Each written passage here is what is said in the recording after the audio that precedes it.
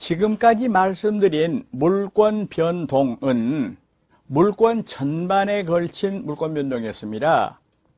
이걸 우리가 이제 총론적인 부분이다 이렇게 말씀드릴 수가 있습니다. 이제 강론적인 부분은 개별적으로 이야기하자는 겁니다.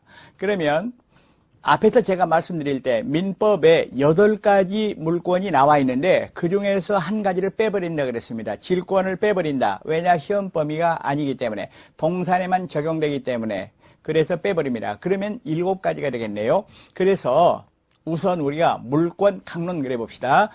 7가지를 말씀드리는데 순서대로 점유권, 소유권, 지상권, 지역권, 전세권, 그리고 유치권, 저당권을 차례로 말씀드리되 이번 강좌는 점유권 첫 번째 강좌가 되겠습니다.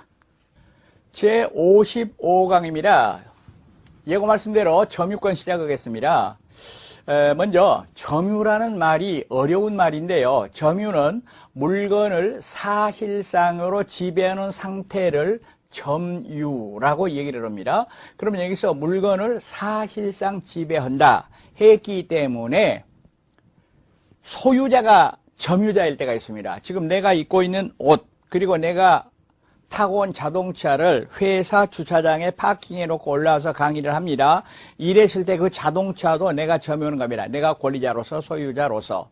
그런데 예를 들어서 갑은 남의 아파트를 빌려서 거기서 살고 있다면은 소유자 아니지만은 임차권자로서 점유를 하는 겁니다. 그리고 더 나가서 지상권자도 점유를 합니다. 그런데 어떤 사람은 예컨대 을은 남의 물건을 도둑질해가지고 남의 카메라를 도둑질해가지고 목에 걸고 차고 다니면서 목에 걸고 차고 다니는 게 점유 상태입니다. 그러면서 자기 것처럼 경치를 촬영하고 사용을 합니다. 그 사람도 점유자입니다. 그럼 여기서 사실상 점유라는 거는 정당한 권리가 있건 없든 따지지 않고 사실상으로 지배한다 라는 얘기가 되겠습니다. 그럼 거기는 두 가지가 있네요. 정당한 권리를 가진 사람도 있고 예를 들어서 소유자, 임차권자, 지상권자처럼 전혀 권리가 없는 사람도 있고 예를 들어서 도둑 또는 임대차 기간이 다 끝났는데도 집주인이 비워달라고 하는데도 개기고 안 나가는 사람, 이런 사람은 정당한 권리가 없으면서도 점유를 가지고 있습니다. 여기서 제가 자꾸 정당한 권리 그랬는데요. 물권의 종류 분류할 때는 이 정당한 권리를 본권 그렇게 말합니다. 그런데 이 점유가 있으면 민법은 일종의 물권인 점유권을 인정을 해요. 점유, 이것이 그러니까 요건이고 점유권이 효과고 이렇게 우리가 얘기할 수가 있다는 얘기입니다. 그럼 이렇게 되겠네요.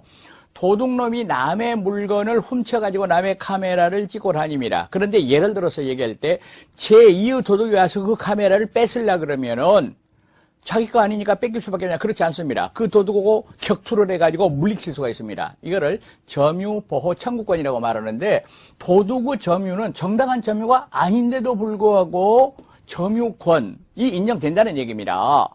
다시 물건에 대한 사실상의 지배 점유를 법률 요건으로 해서 법률 효과가 생기게 돼 있는데 이런 제도를 전부 다 합쳐가지고 우리가 점유제도라고 얘기를 한다는 거죠. 그러면 점유권과 점유의 성립이랬는데요. 여기서 점유가 성립하면 그로부터 점유권이 생겨납니다. 즉 점유제도입니다. 이랬을 때 민법 규정을 보았더니 민법은 이렇게 정리를 하고 있습니다. 물건을 사실상으로 지배하는 그런 상태를 가리켜서 점유라고 하더라 입니다. 여기서 사실상 지배라는 것은 법률상 지배 아니다. 다시 말하면 본권이 있든지 없든지 상관없이 지배하는 경우가 될 것이다 이 말입니다. 그러나 여기서 사실상의 지배는 어느 정도의 계속성이 있어야 돼요. 계속성. 흔히 우리가 이렇게 말하죠.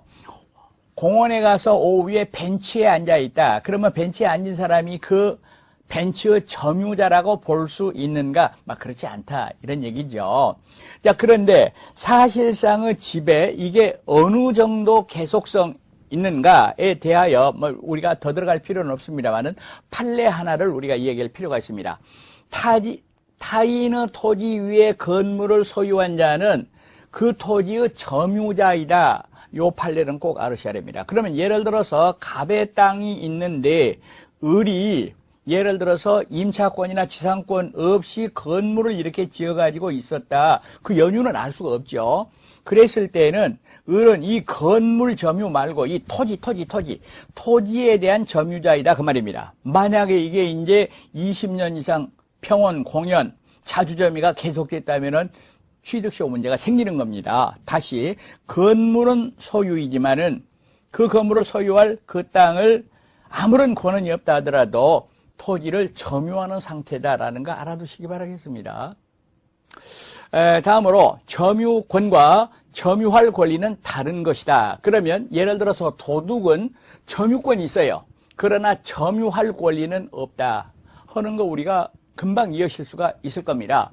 그러면 카메라를 잃어버린 사람은 점유권은 없어. 그러나 점유할 권리는 있어. 여기서 점유할 권리를 제가 본권 이렇게 얘기한다 그랬습니다. 그리고 점유가 성립하기 위한 요건으로는 점유 설정 의사가 필요하다라고 말을 합니다. 그러나 여기서 점유 설정 의사는 의사 표시에서 말하는 효과 의사하고는 다릅니다. 따라서 어린 아이나 예를 들어서 말하면은 제한 능력자, 예를 들어서 말하면 피성년 후견인, 피한정 후견인 이런 사람도 훌륭하게 점유를 가질 수 있습니다. 예를 들어서 어린아이가 자기 장난감을 가지고 놀고 있다. 그거는 점유가 성립합니다. 의사표시는 아니지만은 불완전하지만은 점유 설정 의사. 따라서 우리는 점유 설정 의사를 자연적 의사라고 얘기를 합니다.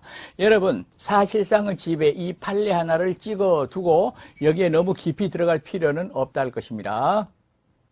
다음으로 점유관념화라는 게 있습니다. 그러면 이게 무슨 얘기인 거니까 물건을 사실상으로 지배하는 사람은 소유자든 임차인이든 더 나아가서 도둑이든 모두가 다 점유자인데 사실상의 지배가 있으면서도 점유자 아닌 경우가 있고 사실상의 지배가 없으면서도 점유인 경우가 있습니다. 그러니까 점유가 관념화됐다 이거를 말합니다. 그럼 먼저 실력 행사는 있으나 점유가 인정되지 않는 경우가 있습니다. 이걸 가리켜서 우리는 점유자라고 말하지 않고 점유 보조자라고 얘기를 합니다.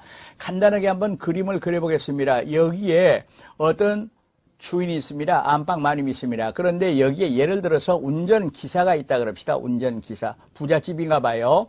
그러면 여기서 자동차를 말이죠. 실질적으로 운전하고 또 세차하고 이런 거는 운전기사가 합니다. 그러나 잘 들으세요. 이때 점유자는 갑뿐이고 운전기사는 점유자가 아닙니다. 그럼 이 사람을 뭐라고 부르느냐? 점유보조자라고 부릅니다. 그러면 이거를 일반 명제로 얘기를 해보면 민법 규정 그대로 얘기를 해보면은 타인의 지시를 받아서 물건을 사실상으로 지배하고 있는 자가 있을 때에는 그 타인만, 이 타인은 갑을 말합니다. 타인만 점유자라고 말을 합니다. 그러면 운전기사는 원칙적으로 점유자가 아니기 때문에, 점유가 없기 때문에 점유권이 인정되지 않습니다. 점유자가 아니라 그 말은 점유권이 없다는 얘기입니다. 그런데 확실하게 해둘 것이 하나가 있어요. 자력 부재권은 인정이 되더라 입니다. 즉 운전기사가 점유자가 아니라 하더라도 다른 사람이 와서 도둑질을 해가려고 그런다, 차를 부시려고 그런다 이랬을 때는 격투를 한다, 자력 부재할 수 있다 그 말입니다. 그런데 여기서 법인의 기관의 직무상 점유는 점유 보조자가 아니다. 다시 말하면 점유다 그 말입니다. 여기서 법인의 기관이란 말은 이사, 감사 그런 사람이 되겠습니다. 그러니까 주인 일을 하고 있는 운전기사하고 회사의 이사는 다른 입장이다 이렇게 보시겠습니다.